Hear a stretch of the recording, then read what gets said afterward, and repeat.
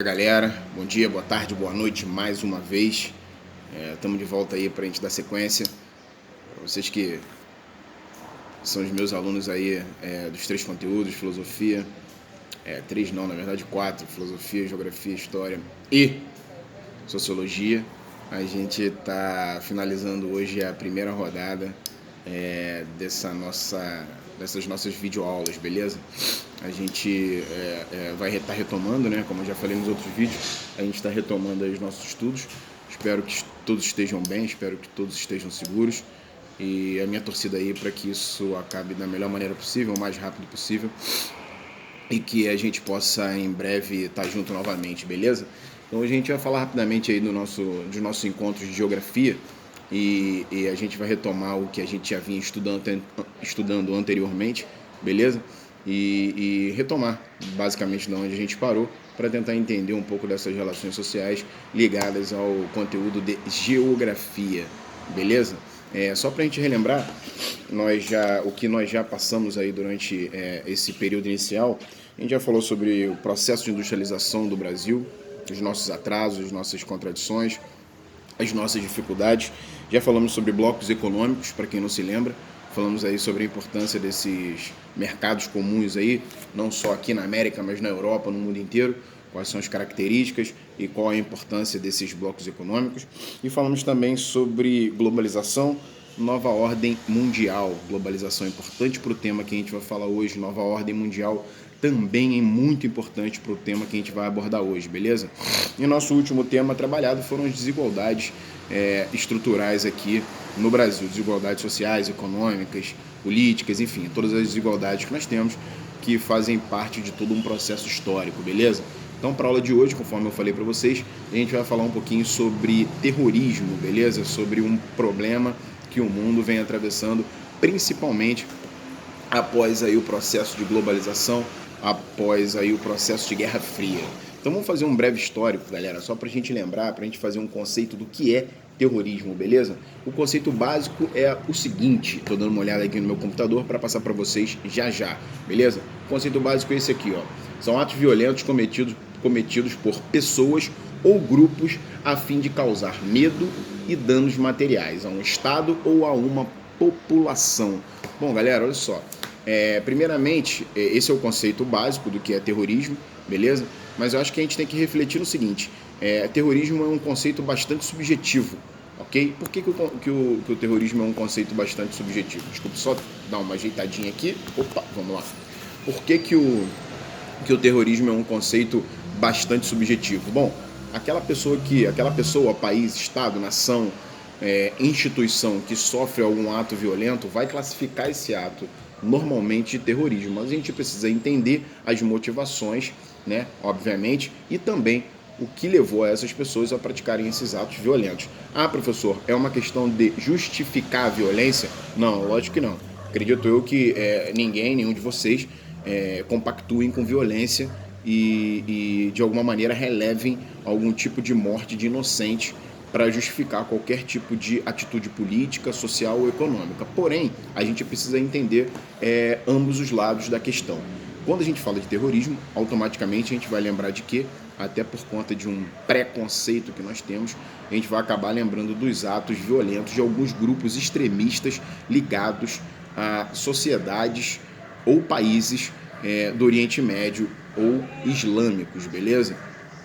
Bom, primeiramente isso, conforme eu acabei de falar, é uma espécie de preconceito muito grande da nossa parte, não só grupos ligados a países árabes, muçulmanos, islâmicos, fazem uso da violência, diversas nações, a gente pode aí citar que basicamente todas as grandes nações, as potências econômicas e sociais do mundo, políticas, elas se usam da violência de alguma forma ou de diversas formas. Por que os árabes, por que os islâmicos, eles acabam ganhando aí essa fama de terroristas? Bom, uma série de processos sociais, econômicos, históricos vão nos levar a pensar dessa forma, principalmente ao uso da mídia, beleza? Os principais inimigos, entre aspas, aí, dos países islâmicos, por conta de problemas sociais, econômicos, interferências políticas, os principais inimigos são os países ricos do Ocidente. Leia-se Estados Unidos, Inglaterra, França, ou seja, as famosas potências ocidentais. Portanto, essas potências ocidentais, obviamente, por terem uma repercussão e uma visibilidade, uma mídia muito grande, elas acabam, de diversas formas, vendendo esses atos de uma maneira muito fácil, beleza? Então, sempre lembrando que a gente não está justificando o terrorismo e nem tentando explicar as motivações dessas pessoas. A gente só está aqui esclarecendo os dois lados da questão, beleza? Voltando aqui à nossa questão do terrorismo em si, portanto, trocando em miúdos, tentando facilitar para vocês, o terrorismo são esses atos violentos contra esses alvos que essas pessoas acabam escolhendo, beleza? Por que é importante a gente analisar o mundo pós-Guerra Fria para entender o terrorismo? Bom, sempre lembrando, vocês já estudaram Guerra Fria. A Guerra Fria foi aquele conflito velado, aquele conflito não explícito entre Estados Unidos capitalista e União Soviética na época comunista. Portanto, nós tínhamos um mundo bipolarizado, e esse mundo bipolarizado ele era dividido entre essas duas potências e elas comandavam áreas diferentes no mundo, beleza? Então, essa diferenciação e essa bipolarização, ela meio que impedia atos terroristas porque ela era extremamente cerceadora, ou seja, ela meio que tomava conta dos países espalhados pelo mundo. Acabando a Guerra Fria, automaticamente, esses países ganharam um pouco mais de autonomia e aqueles que se sentiram de alguma forma ou se sentem de alguma forma explorados ou se sentem de diversas formas prejudicados por algumas nações, acabam cometendo atos terroristas. Sempre lembrando que o terrorismo, ele dificilmente é assumido por grandes nações. São grupos radicais existentes em alguns países que acabam cometendo esses atos terroristas, beleza? Então, para a gente finalizar, eu acho importante a gente falar da questão árabes e judeus. Automaticamente, quando a gente fala de terrorismo, a gente lembra daquela região do Oriente Médio, onde nós temos a faixa de Gaza, que é uma região que divide muçulmanos e judeus, que remonta a milhares de anos atrás, beleza? A gente está falando aí de um processo histórico onde tanto judeus quanto muçulmanos, eles dividem o mesmo território. E aí você tem um processo no século XX, onde os Estados Unidos e também a ONU e os países ocidentais criam o Estado de Israel. Criando o Estado de Israel, automaticamente dentro de uma região de maioria muçulmana, islâmica, e o Estado de Israel sendo judeu, isso vai gerar um conflito, isso vai gerar uma animosidade muito grande. Os judeus apoiados pela ONU, pelos países ocidentais e basicamente pelos Estados Unidos, acabam formando esse país, que é Israel, dentro de uma região majoritariamente muçulmana. Qual o resultado disso? Conflitos que se estendem basicamente desde a década de 60 até os dias atuais. Professor, o que isso tem a ver com o terrorismo atual? Tem tudo a ver, até porque os muçulmanos, os islâmicos, eles se sentem de diversas formas aviltados, prejudicados por essa intervenção de países ocidentais.